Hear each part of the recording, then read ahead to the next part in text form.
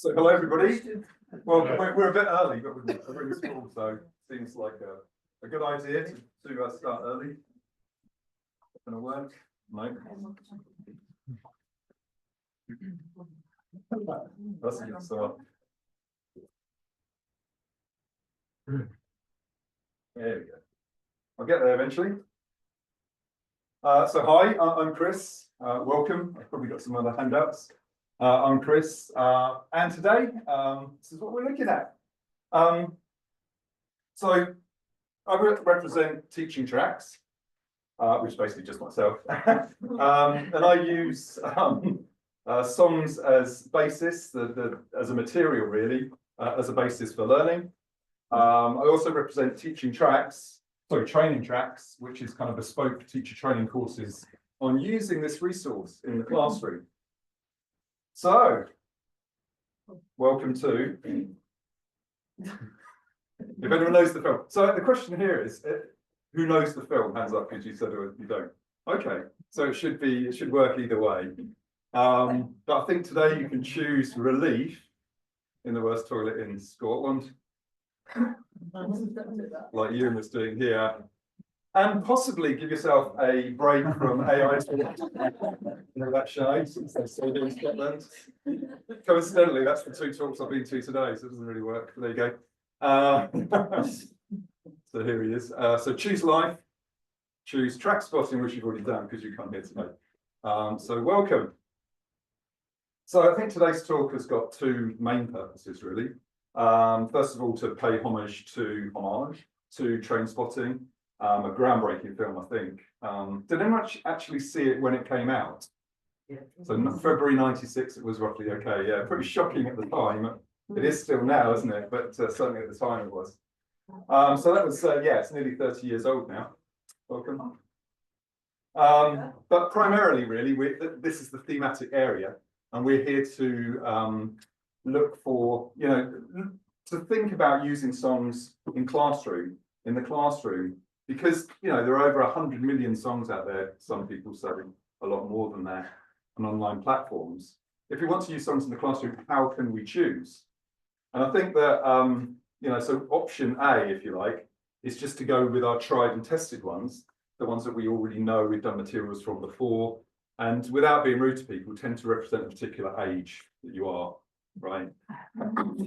Show your age, don't they? There's something about at a certain age, that's the peak of your musical interest, whatever it is, 17, and those tracks remain special forever for you then. Or use the latest artists, that the students like, or not. So we're going to look beyond that as well. So today is hopefully a workshop. So it's going to be a mixture of me talking to you, and also you talking to each other, and back to me, talking back. No talking back around. So you'll see the following symbols, fairly obvious, it's like I'm doing for 2-year-olds, but you'll see this when I want you to discuss in the group briefly. And this one would just mean shout out, which I'm sure you might do anyway, if I'm after you coming out with any particular viewpoint. So I handed you out those sheets. So this is kind of, I don't know if this is going to work really, but I've given a sheet out. It's the one that says prizes. I only did the number of sheets, I think, per people in the room.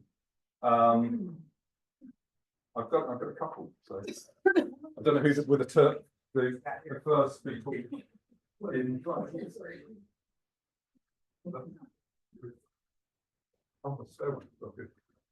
Okay, so while this is going on, if you get bored at any point, you can be doing this instead.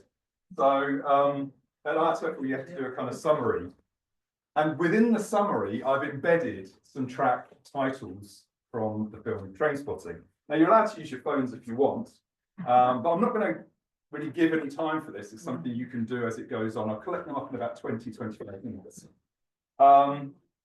So I'll read it out, that might help. So music and songs are a fantastic classroom resource with a mind-boggling and mind-blowing back catalogue of possibilities to make use of. Don't shout them out, okay, because it's a competition, right? But you're trying to spot the titles within it. So with so many songs out there, though, the task of choosing which to employ seems intimidating, leading practitioners into the temptation of playing it safe, either falling back on tried and tested favourites or default choices.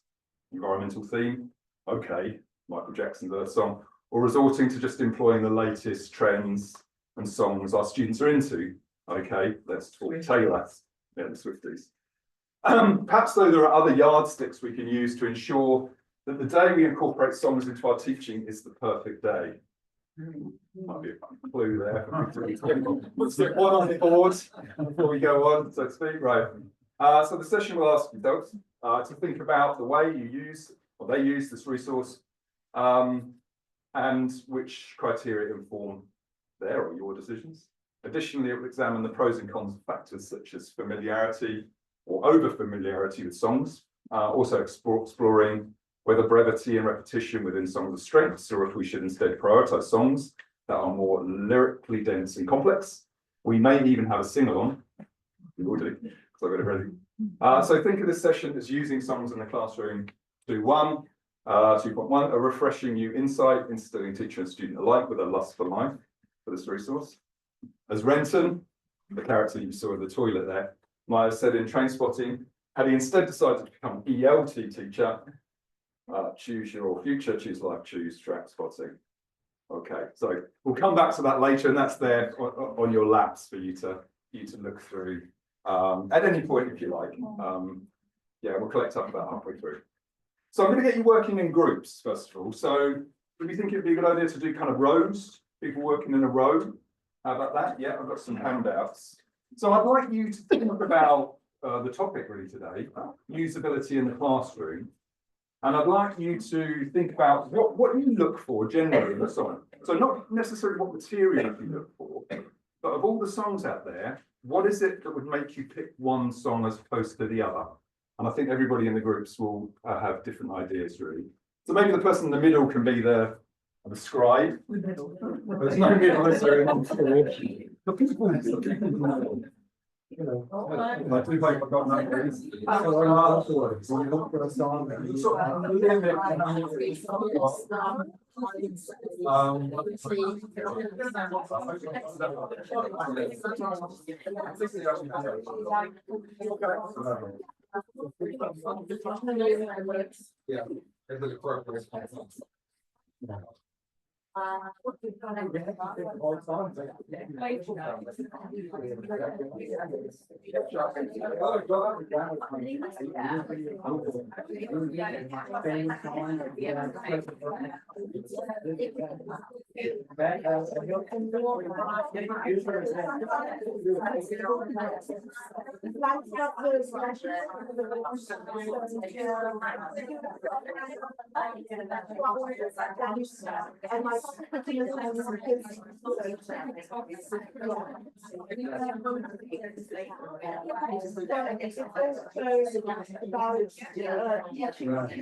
that they can learn from.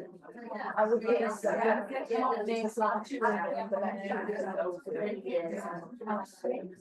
there's going to be a time limit, and the time limit is the length of this song. That's about 4 minutes. Nice calming music. Friday night.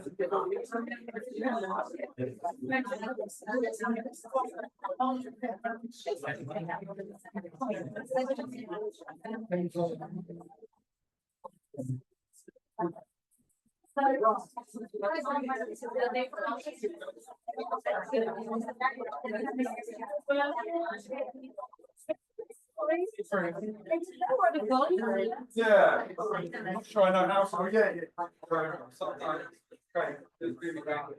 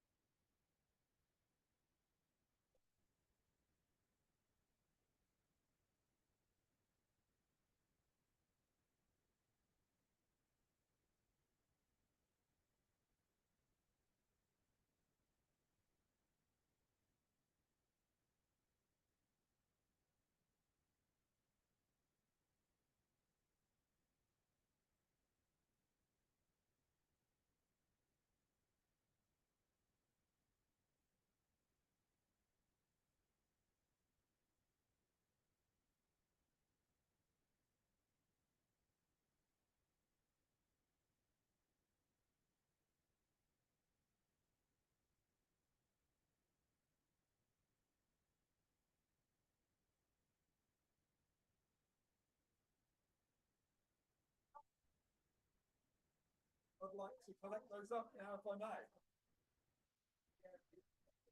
Can I collect those up? Lovely, thanks. Can I collect those up? If I'm going to cheer, I'm just going to read down what you said.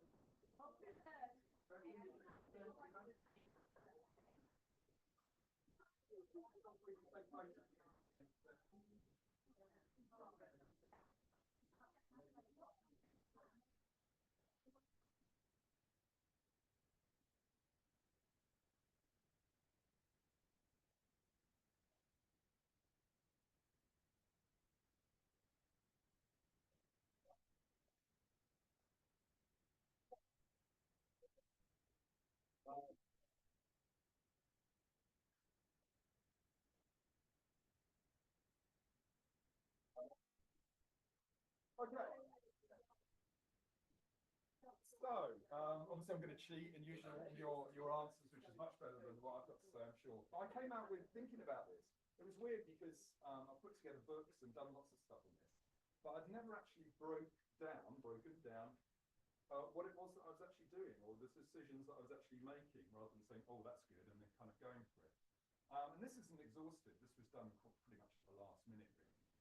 But just thinking of features that you might use with all those songs out there.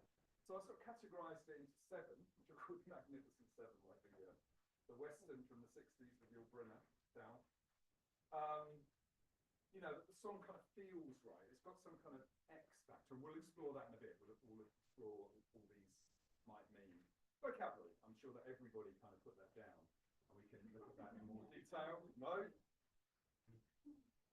Pace, clarity, and length, by which I mean how long the song is, not necessarily how many words there are. That would probably come under vocabulary. This is the catch-all one, other linguistic features that it might offer. Theme, which I'm sure everybody put. There's not any particular reason for the order here, but it's used as an educational resource, and scaffoldability, which is probably a word I invented, but I'm sure you know what it means, that it's possible to scaffold it. Okay, and you'll see when we go through on your worksheets, just to explain, on one side of the worksheets, there's a chance to take notes, and these things that you've got here, we can all take pictures of towards the end if we wish, where all these other ideas have come up.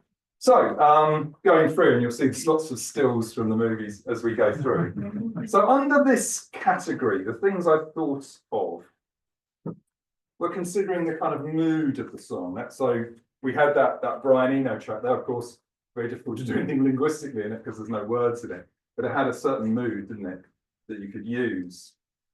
The genre. So I've said here, you know, don't be closed-minded genre-wise, because different genres would probably talk about different experiences from different perspectives, wouldn't they? So I don't think there's any genre that you'd close off from.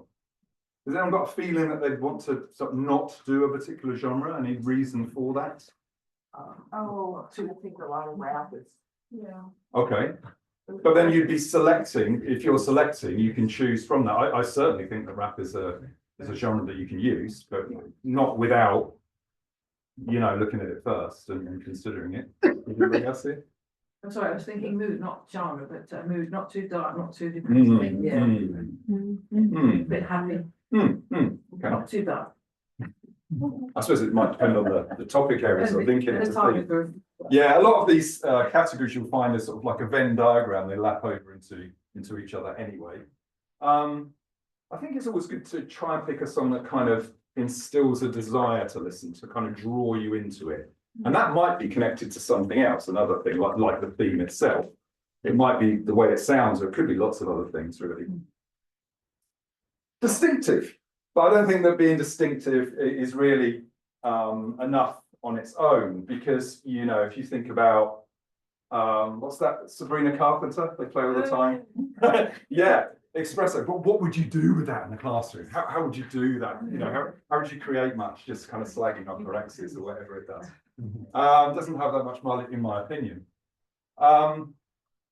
Something fun or engaging or oddball, if you like, might work, so that it's not sort of a little bit boring for the students, maybe. And obviously, really, that it's got to be a good fit for the class in front of you. So we talked about maybe not doing rap, but it will depend. You know, if the whole of the class like that kind of thing, why not explore it with them? But you wouldn't kind of force it on, I don't know, very young children, maybe, you know. So it has to fit with the class in front of you. It might be, and this is also linked maybe to, it might spark a debate. It might kind of get them fired up about something. Think about the visuals, you know, I think we're talking mostly about the video here. Does the video help? Some of them do, some of them don't, right? And that's something to consider. So listen to the song, maybe it's usable. Let's check out the video to see if that could be part of the materials I work on.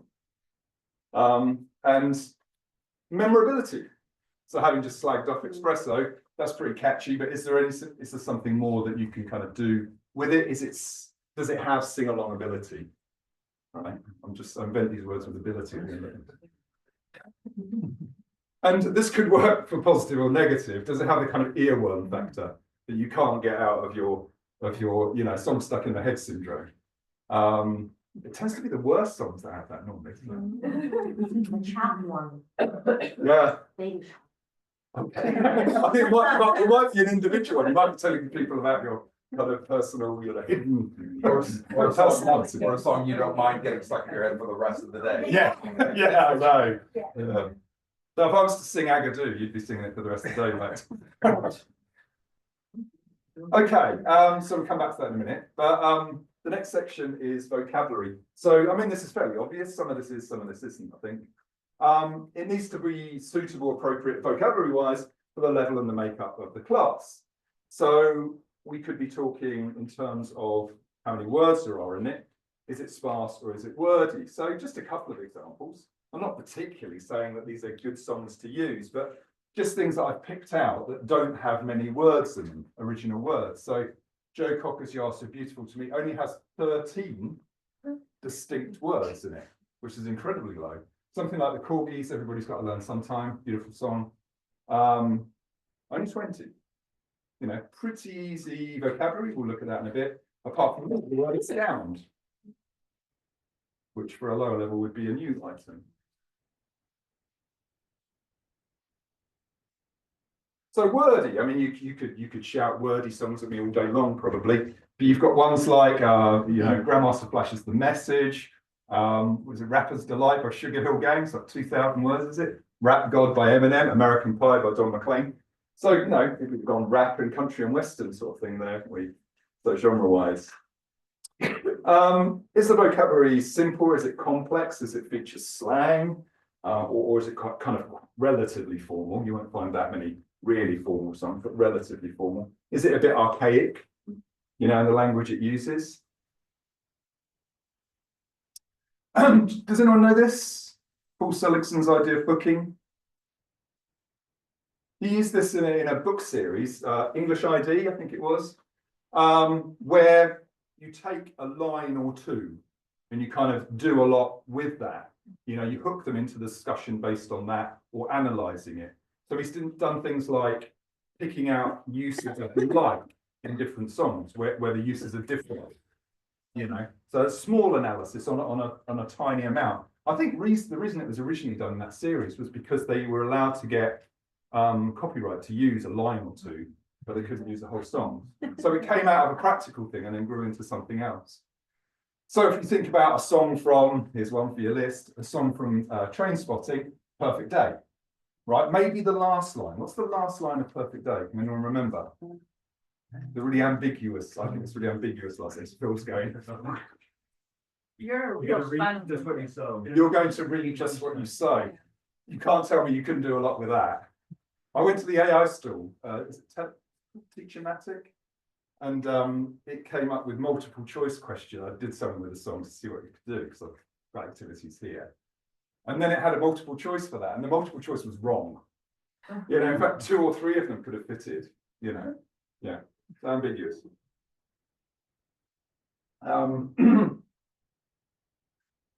Giovanni Conti talked about surrender value. He's about the only person that I found that's actually written something about this, so it isn't written about a lot. Very difficult to find. In other words, is it worth learning for the student? Does it have some kind of future purpose, or is it just because the teacher feels like it? So you need to be thinking maybe about, and there's a lot of maybes here, about the particular vocabulary and whether it has surrender value. The target language, of course, I'm speaking to you here, all experienced teachers, so some of this is a bit silly. But the target language, of course, should be higher, slightly higher, but higher, than their level. There's something to aim for. So the question for you here, how can we know the vocabulary level of a song? How can we find that out? Yeah, those kind of things, yeah. Obviously, there are, the AI does it and stuff, but there's something called, for example, the Oxford 5000. Or AKA the Oxford Word Checker. So, for example, the song you heard when we came in, Iggy Pop's Lust for Life. So it divides it up in terms of A1, B, A2, B1, B2, and then ones that are not there, GTO, Sidewalk, Hypnotising. Strippers there, but not T's, which is an odd one, isn't it? So you can know from that, okay, how realistic is this to do with a particular level? So this would have to be, one would assume, a very high level, right? Because of the number of high level items in it, for example. So pace and clarity and length, that's not actually a still from the film, it's like an extra still, isn't it? Is the pace suitable and appropriate for the level? How is the vocabulary delivered to the listener? So slower, clearer songs with fuller enunciation, of course, will be for lower levels. But of course, if you're not doing low levels, then you'd want that to be completely different. At higher levels, you'd want to focus on connected speech elements, such as elision, liaison, and things that create confusion and create mondegreens. How is that created? You listen to something, why is it that? Break it down kind of phonetically as well. So this is the kind of catch-all area, really. So lots of things could be covered here, but focus on the poetic nature of the song, rhyme schemes used, any imagery that comes up, any use of alliteration, for example. Grammar, if you must, a bit overused, a bit odd, I think. Okay, let's listen to a song and do some grammar. Where's the connection there? Sorry. Let's go to a nightclub and do some maths revision. I mean, so, in a way, it doesn't really add up. This is a personal thing. Everybody's different, you know, and you've got to avoid putting over your strong opinions to everybody else. But I think the three things to avoid in terms of activity might well be gap fill, you know, what's the pedagogical purpose going on there? Biographical analysis. Some people are really interesting. Not all musicians are interesting to write about, to do something about with your class. It's just simple, isn't it? And I think generally speaking, grammar really. Okay, there might be exceptions to that. If something is contrasting a tense, it might be a way of using it as an additional activity, I think, later down the line. So having done some other more interesting stuff, if you want to break it down to do things like that. Theme. So you're saying, oh yeah, when's theme coming up? I think, you know, you could probably break theme down into two broad categories, I guess. Timeless themes, you know, things that are always interesting to talk about, and current, things that come and go. Shout at me some of the current things that people are talking about at this moment. AI. Okay, the conference, AI. What about in the world in general? There we go. Yeah, so things that, yes, exactly, yeah. Genocide. So choose things, I think, to inspire, but that doesn't mean I don't necessarily go for, you know, higher levels. You want to go for some meaty subjects, don't you? Social justice subjects, etc., are things that you can choose. And I think one of, you know, this is one of the reasons why we shouldn't restrict genre, because if we restrict it to I only want to do pop songs with them, there'll be a restriction by virtue of that of doing relatively meaningless stuff about your boyfriend or girlfriend cheating on you or whatever the hell it is people are talking about. That's right. Generalizing massively there, but there you go. Not a bad idea to be telling a story, but as Conte says again, what we really need to hear are, and this is why maybe you take them outside their comfort zones in terms of genre, because really it's a really good idea to be hearing voices apart from your own, so marginalized voices from different parts, you know, different people, not the same kind of people that they meet in the classroom. You know, what have they got to say? What are their lives like through these lyrics? And that's why I think largely, this is my opinion, it's up to you, but, you know, largely avoid the flavours of the day just to appease the students. If you're doing something meaningful with this resource, which you can do, right, it's a great resource for that. Something culturally appropriate, of course, and relatable, but don't be too timid, right? If we kind of draw a line, oh, my students won't want to listen about that. You know, we all live in the world and we've all got to change the world, haven't we? Or do something about it and make students aware of things. So if you're too timid, that might not take place. And students, of course, are there to learn through the language. So learning about things generally and facilitating it through the language. So on my books that I do, for example, I'm not necessarily flogging them or anything like that today, but just do the subjects that I picked on the songs. So that I thought they're probably going more for the timeless, you know, different types of love, female empowerment, philanthropy, greed, celebrity, you know, these kind of things that emerge naturally from these kind of songs. If you want me to stop the slide and just leave the slide, just let me know. So shout that out. No, shout that. There is one later, but not Would it make sense to contact you? Oh, of course. Yeah, got a whole bunch. Yeah, that's all right.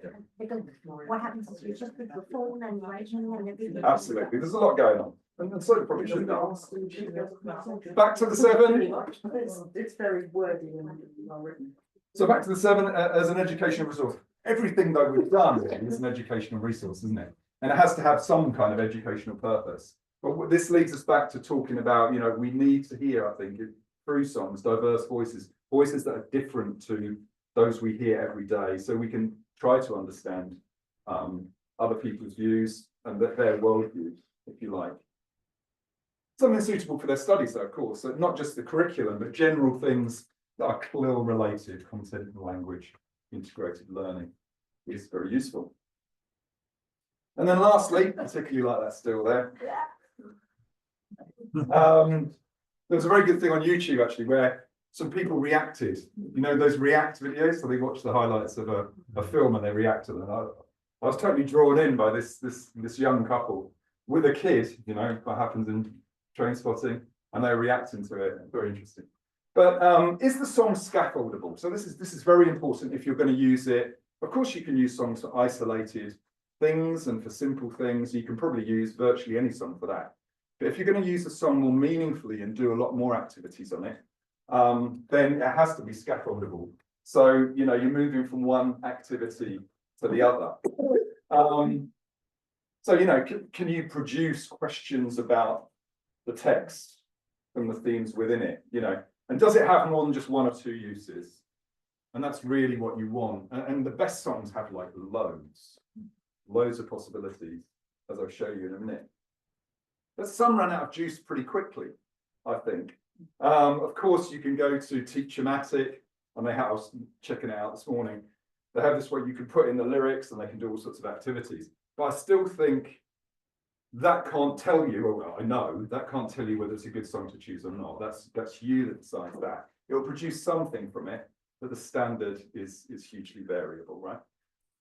The thing I always had, I could never do, I sat there several times, right, I'm going to do really good materials of Bohemian Rhapsody, and I just didn't get anywhere. You know, okay, pick another word for Beelzebub. I mean, it was just like, you know, let's find out something about Scaramouche. It just wasn't working, you know, there was nothing coming. But when I did Pink Floyd Money, for example, talking about 70s classics, there was just loads, you know, there was jigsaw activities, second conditional, could be used a lot to look at it. Phonetic transcribing, particularly the kind of the spoken part at the end, discussion on the topic, greed, philanthropy, chain questions, moral dilemmas related to money, you know, all sorts of things avail themselves. And the best songs have that, and you literally run out of, you have to stop yourself. I actually had to stop myself, right, that's enough. X number of 16 different things. Scooting through this very quickly. If we're talking about low levels, you might be talking about, as we said, well, we said these already. So we've got some examples here, the two that I used earlier, the things that are sparse in vocabulary, things that have clear diction, lots, you're probably thinking of better examples. I've chosen two very old ones there, doesn't have to be. Yeah, and Old Kitchener's London is the place for me, right? Uncomplicated grammar. Simple rhymes. Not too sure about Molly Malone. I have to check that out again. Sing along ability. These are all things that are useful at lower levels. If we're moving to the sort of higher levels, B2 to C2, I'm going to ask you a question now because I've been talking too much. What to look for in a song to challenge the students at a high level? Yeah, good. Connected speech. Lovely. Idioms Yeah. and particular phrases, collocations. Words which are peculiar to that region or that Yeah. area, because you don't, like Australian songs, some of them. Down under. You come from a land down under. Like Chanda, you know. Yeah. But you might. Good stuff. So, I mean, very, very basically, you know, go for faster paced. Here are a lot of people go, oh, no, I can't use that, it's too fast. Surely, with a higher level, you can, and that's the whole point. You're taking them beyond their comfort zone. Wordy, you know, go for something really wordy. So dense, complex, subject specific, as you were saying. You know, street language, colloquial language, slang, etc. Go for regional accents. Oh no, we have to teach them RP. All right, everyone speak RP, do they? You know, no, they don't. And outside, they're going to need to come across lots of different things. And maybe, having said don't do grammar, what about doing very complicated grammar and analysing it, or doing The use of, as happens in songs a lot, technically incorrect grammar. That's got to be used. I ain't doing that. Lovely. So it's competition hand-in time. I'll give you like 1 more minute. Oh, God. I just get smart.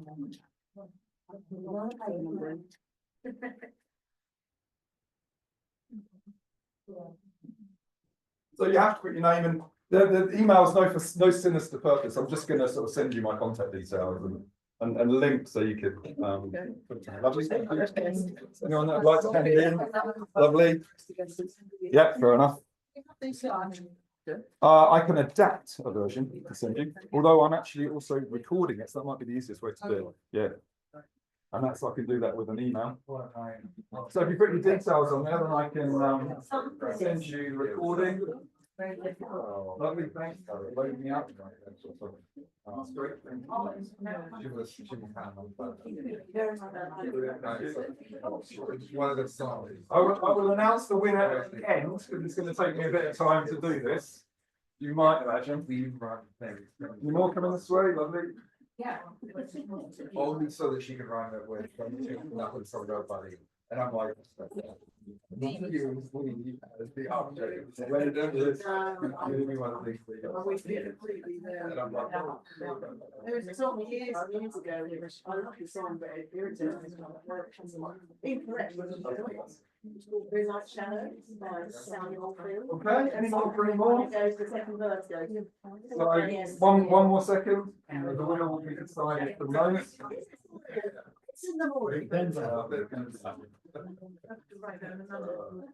How many? Ah, okay. Okay, so one such song, of course, from trains, we've got Trackspotting, that you could think, that could work in the classroom, is this one, isn't it? Lou Reed's Perfect Day. One of the reasons why you might be able to use it is that it's pretty low down on the CEFR standard, and this was confirmed as well by the program that I looked at earlier, Teachermatic. It also said A2. So you've got like only 7 words that don't fit into A there. So very quickly buzzing through these activities. So this is what I came out with. So you could start by doing something like, think about the worst possible day you can have. Has anyone had a bad day recently? It happens, doesn't it? Think about things like these activities you could do with your class. What time you'd have to get up, what you'd have to do, what the weather would be like, what could go wrong. Turn these into questions, interview other people. So a way in that's a bit different. So you're doing something on perfect day, but you're doing kind of opposite to begin with. And then reverse it later. What would you do? What would you eat and drink? Where would you go? Who would you spend the day with? So pretty easy stuff for sort of lower levels, really.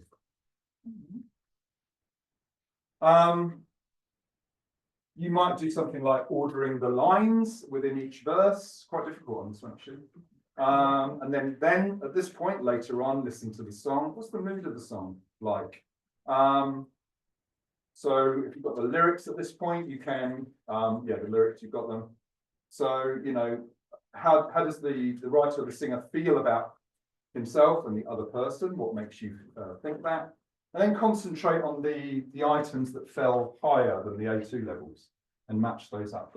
And then I thought just a simple kind of activity at the end would work, like write a thank you note for the person that you had this nice time with, saying why it was such a nice time. Something like that. So ending with a simple writing activity. So hopefully this is going to work as we lined up anyway. So who feels like a karaoke? Yeah, good. Having said that, we'll take half an hour. But hours do it. Read just what you sow, but I think it's like what you put at the end of the day. That's what we get. I've always thought about like volume. Like, We might need to turn the volume up now. You think, go to the park and Yeah, it does. and we'll looking at it, lovely, and now we go. Should we do louder than that or not? their drama was. Which was it, the top one? I think it's the top, it says volume. Was it? It's a bit different from the normal one. It says level adjust. Yeah, but it was. Oh, yeah, volume, it yes, was the that bottom one, yeah. Let's try that.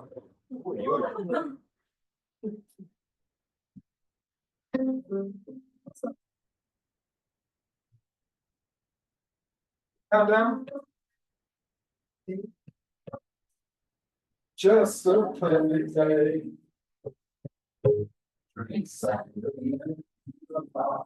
Lovely.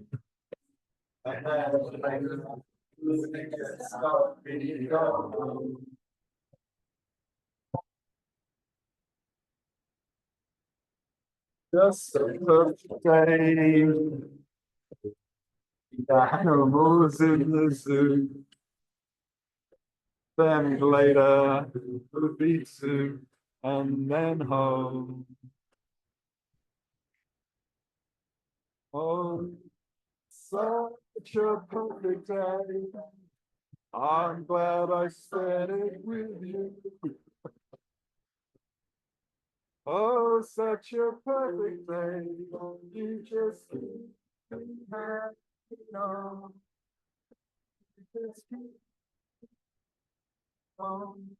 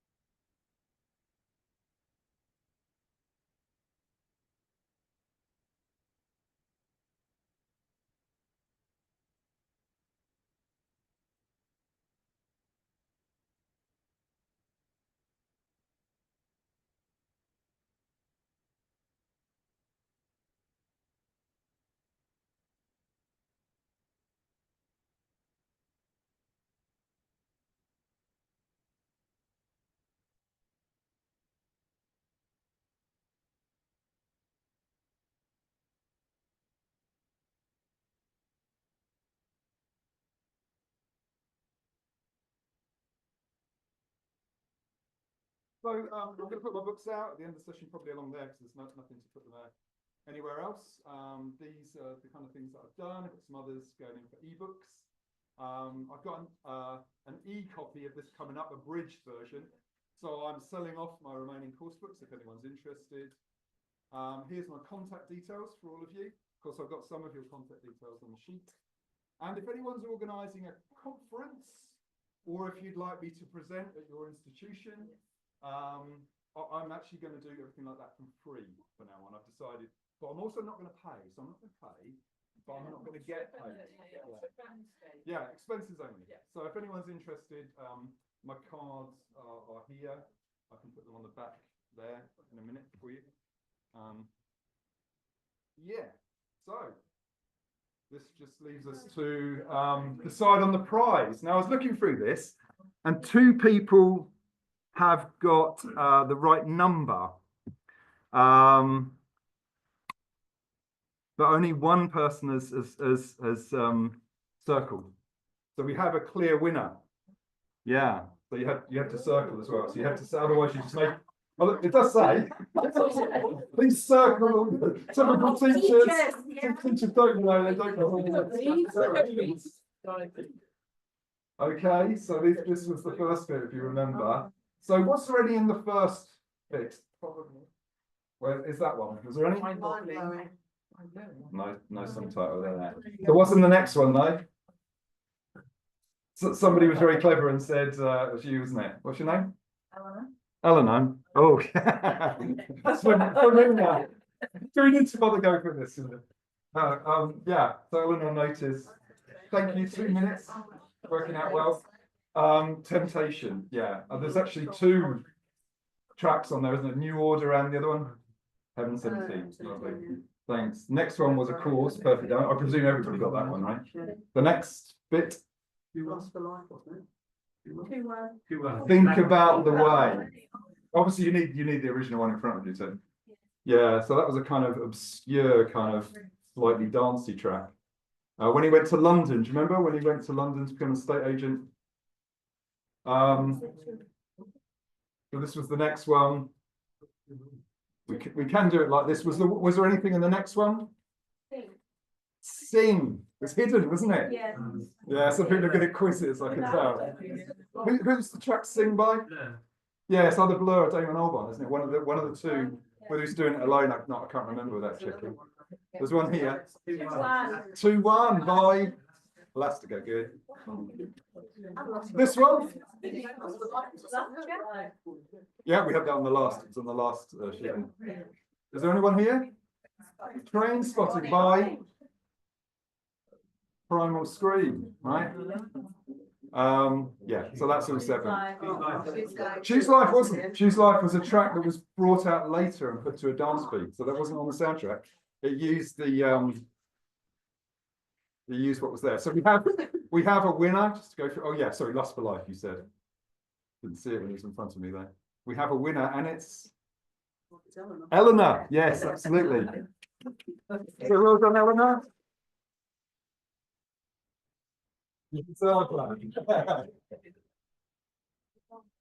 So there was a possible tie break, but we didn't need that in the end. Okay. So what I'll do is I'll probably send this recording out to you. Sending out slides is not something I sort of really do, unless there's sort of a bridge which takes time. But I have no problem with sending out a recording. You know, if we send out by Gmail or something like that, that's one way to do it. So the winner is Eleanor, so we're all done today. That's a very short bibliography of the 2 items I used. And I'd like to say I had a perfect day, hope you did too. I'm glad I spent it with you.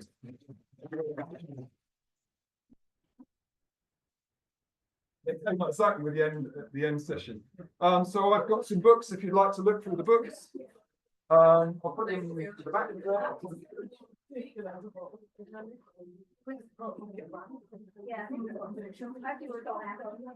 Yes, lovely, thank you. Got some cards.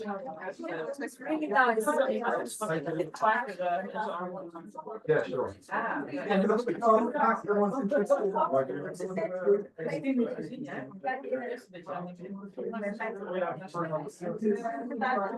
nice to meet you as well. That was good. Yeah.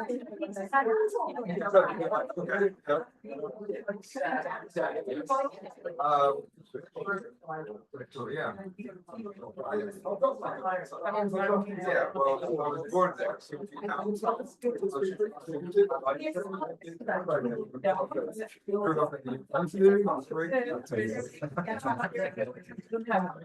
One day, actually working for publishers. Yeah, lovely. Actually, like children and find music. We actually do what you demand. Yeah. Yeah, that's it. Yeah, and also. I was at least every day. One you need. Yeah.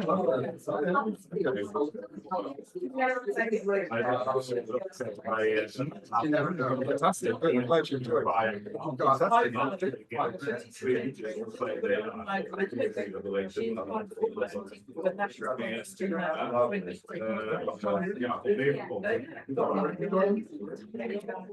So I'm going to pass it on to Ednburgh, which you possibly will look at. That's why I remember it. It's something on sort of, Yeah, there. Yeah, can you do it or it's a session? yeah, subsession. Yeah, I did a session myself. What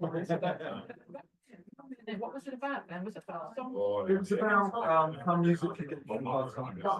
So it's just something after COVID. Yeah. Yeah. Maybe I've attended other sessions that you did before. Oh, yeah. You joined it. Great. Thank you very much. Contact you about that. Yeah, I'm just going to turn this off. We've got the recording system. Yeah.